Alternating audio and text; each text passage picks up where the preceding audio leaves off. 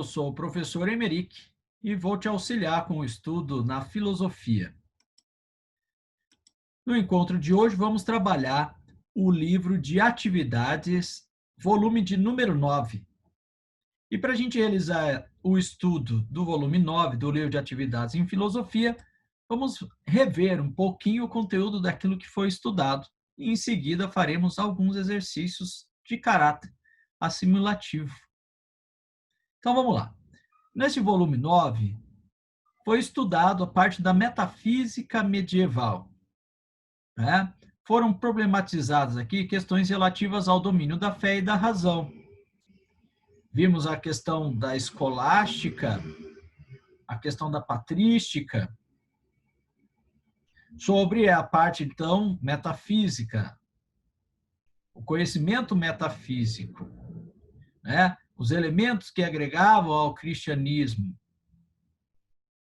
E dali, dentro da metafísica medieval, estudamos, no período da escolástica, São Tomás de Aquino, que é um pensador que resgata a filosofia aristotélica e concilia a filosofia aristotélica aos elementos da cristandade. E o São Tomás de Aquino, ao pegar a metafísica aristotélica, vai propor, ao cristianizar as ideias de Aristóteles, que por meio do pensamento metafísico aristotélico era possível provar a existência de Deus por meio da razão.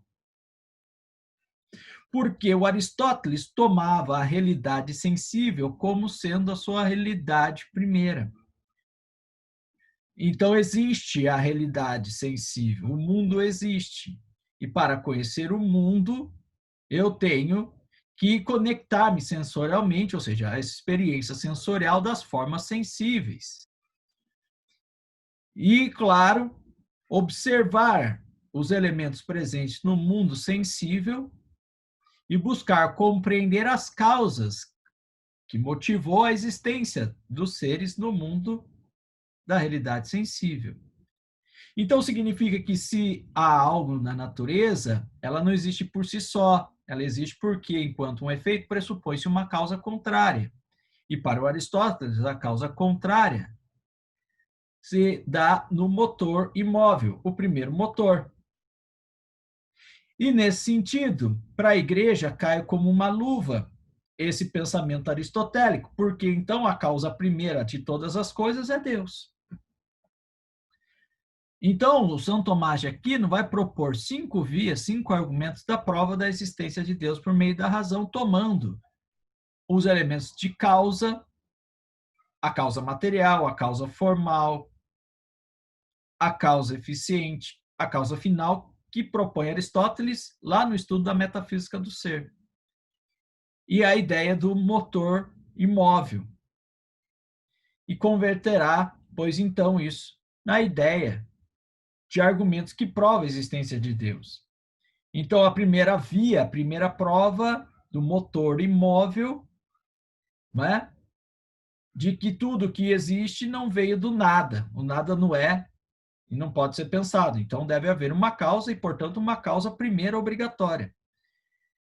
O segundo argumento, a segunda via da prova da existência de Deus é a causa primeira ou causa eficiente. Então, se as coisas não são capazes de se causar, então existe essa causa anterior, que antecede. A terceira via, o terceiro argumento racional é que, então, se as coisas não foram criadas por si, não foram causadas por si, existe uma causa contrária e necessária, porque as coisas seriam efeitos.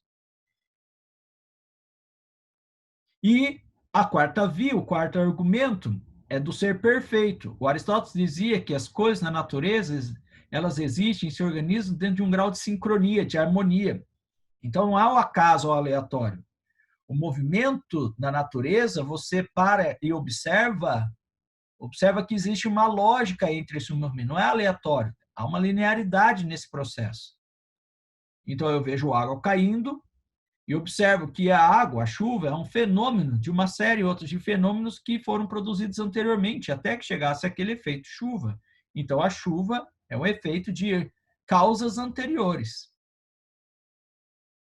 E por isso, a ideia de um grau de sincronia, de harmonia, que se converte, pela perspectiva tomista, como sendo o ser perfeito. Então, o que existe é uma gradação harmônica, do menor grau de harmonia ao maior grau de harmonia, que é Deus. As coisas têm um grau de funcionamento, do menor grau ao maior grau. E a quinta via, que é uma inteligência ordenadora. Portanto, não é ao acaso, ao aleatório. Existe uma lógica de funcionamento nas coisas da natureza. Aprender a partir dos seres sensíveis, que têm uma lógica, é compreender que existe algo que teve uma inteligência que produziu essa lógica, esse movimento. E quando eu descubro pelo o intelecto, e quando o homem descobre, portanto, o movimento, e ele foi causado por algo anterior, a gente entra na mente de Deus. Há uma inteligência ordenadora. Depois foi estudado dentro desse jogo metafísico, é claro que aqui é só uma revisão, você teve isso muito mais aprofundado. Você teve lá um estudo também em relação às querelas dos universais. Você estudou lá os nominalistas e os universais. E como você estudou, observou que muitos são os conceitos produzidos sobre todas as coisas, o que nos distancia das coisas. A gente olha para um automóvel, aí de automóvel a gente já muda o nome, era carro, agora virou automóvel, olha como é muito maior. Aí você vê na rua um monte de automóveis ali, aí você já vê que tem um trânsito. Ó, como é muito maior. Congestionamento, ó, como é maior. Já distancia da coisa. Então, aqui, a ideia era que a linguagem ela fosse, né, lapidada, que a linguagem, portanto, ela fosse desconstruída, para que a gente pudesse se aproximar cada vez mais da existência da própria coisa. Então, nomes muito complexos nos distanciam. Então, nesse momento, os nominalistas, né, vão, portanto, trazer aqui um embate com os universais. Também foi estudado. Um deles a gente pode pensar aqui, né, a figura de um Scott, né, que você estudou. Podemos pensar aqui Guilherme de Ockham, são pensadores dessa época. Aí, depois da metafísica medieval, a gente passou para a metafísica moderna. E aí, Kant é o pensador que se fazia presente. E depois, né, vamos falar sobre as questões da ontologia contemporânea, aí a crítica metafísica que Nietzsche, que foi o pensador, teceu. Depois nós temos as discussões com os pensadores na ontologias regionais, que é o Russell, também foi um filósofo apresentado a nós, e Martin Heidegger, que também vai trazer uma reflexão para esse campo, com o seu conceito Dasein. Para a gente poder materializar um pouco desse nosso estudo conceitual, vamos resolver alguns testes. Vamos lá. Volume 9, Filosofia, livro de atividade, questão de número 1. Assinale as afirmativas a seguir. Ou seja, vamos verificar o que é verdadeiro e o que é falso no que é dito. Tudo se faz por contraste. Da luta dos contrários nasce a mais bela harmonia. Isso aqui é Heráclito, pré-socrático, filósofo pré-socrático. Então, para o Heráclito, tudo está em movimento, tudo flui. As coisas se dão no jogo dos contrários. É a luta dos contrários, dos opostos. E é aí que se dá a harmonia. Do materializar e materializar das coisas. A vida e a morte. Então, está certo isso. 2. Necessário é dizer e pensar que só o ser é. Então, significa que o não ser não é, e, portanto, nada pode ser dito e nem pensado. É Parmênides, filósofo pré-socrático. Pois o ser é, e o nada, ao contrário, nada é. Afirmação que bem deves considerar: o ser e o não ser das coisas. Portanto, está certo, é Parmênides. Perdão.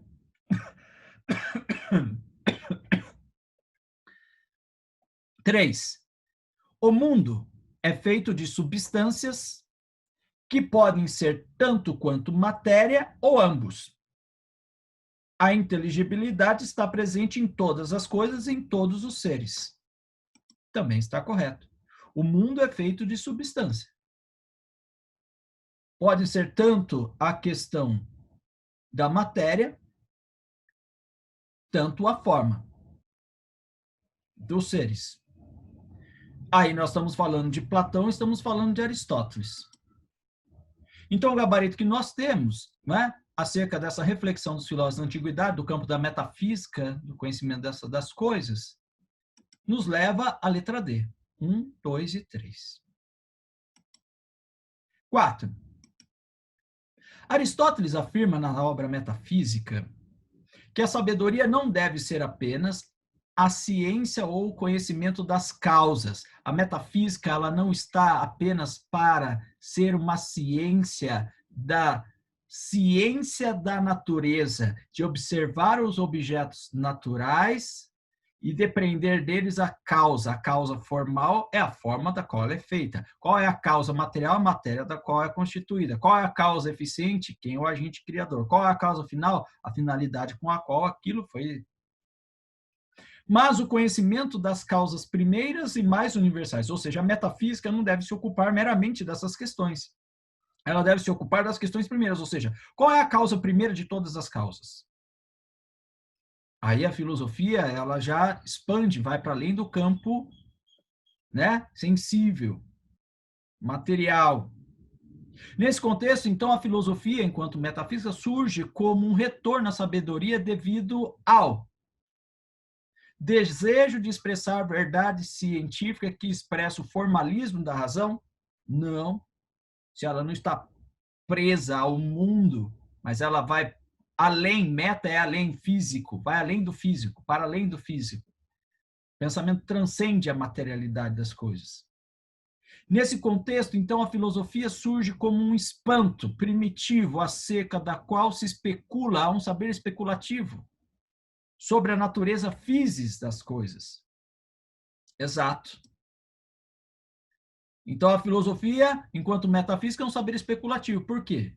Porque nós não temos como provar verdadeiramente aquilo que se diz, mas é tão lógico a linha de raciocínio, a conexão lógica entre as informações, entre os dados, são tão precisos que nos faz pensar como verdade. Por isso, teoria do conhecimento. Tese do conhecimento. É muito convincente. Que além das causas que nós temos nesse mundo, se as causas que temos nesse mundo não são causas de si, deve haver uma causa além dela. Além dela, metafísica. Além da matéria. 14. Até hoje admitia-se que o nosso conhecimento se devia regular pelos objetos, ou seja, o conhecimento que tem como a referência o objeto. Essa era uma forma de pensar. Porém, todas as tentativas para descobrir, mediante conceitos, algo que ampliasse nosso conhecimento, malogravam-se com esse pressuposto.